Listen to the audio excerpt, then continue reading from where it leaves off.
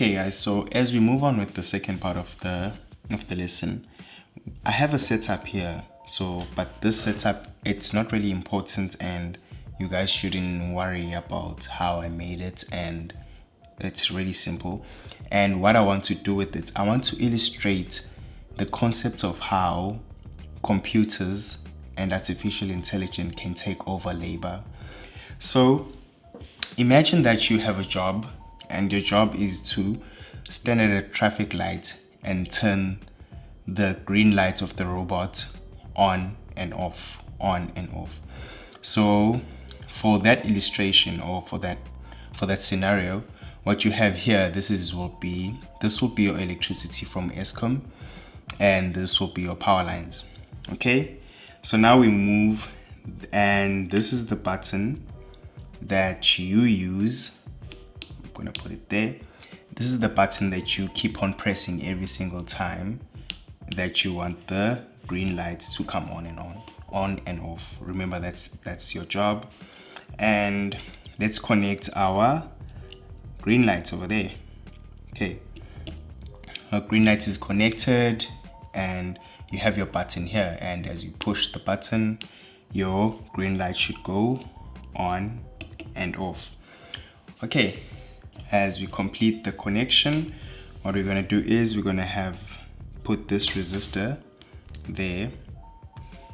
Just I don't want anyone to be worrying about, oh, you're going too fast, why are you doing this?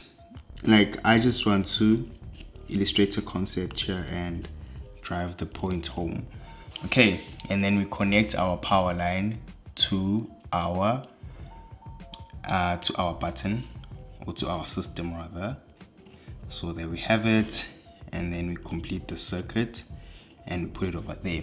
Okay, so this is our robot, or a traffic light system that we have. So you have your power from Eskom, you have your power lines, your green robots, and you imagine that you're standing here and you're pressing this button on and off.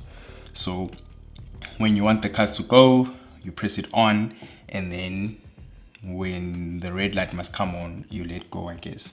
Okay, so this is you. Okay, cars must go on. You press the button, the green light is on, the cars move in your traffic lane or whatever.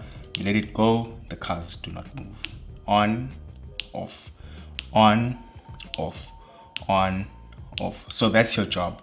So can you imagine you standing there in the traffic light, come rain, come sun, you are just busy there when on, off.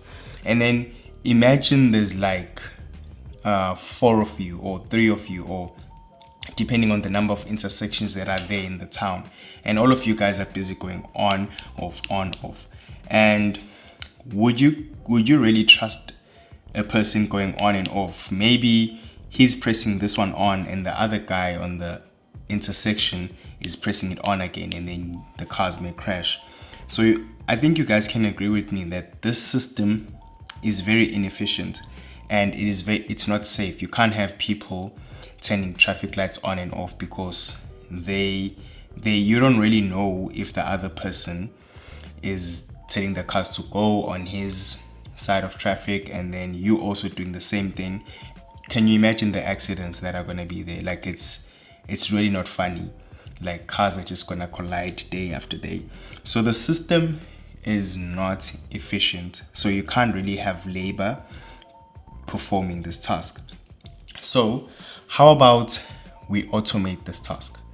And that's what we're going to do. So now we're going to have a computer turning this LED to go on and off.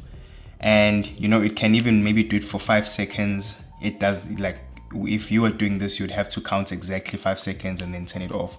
Sometimes you may count 6 without realizing.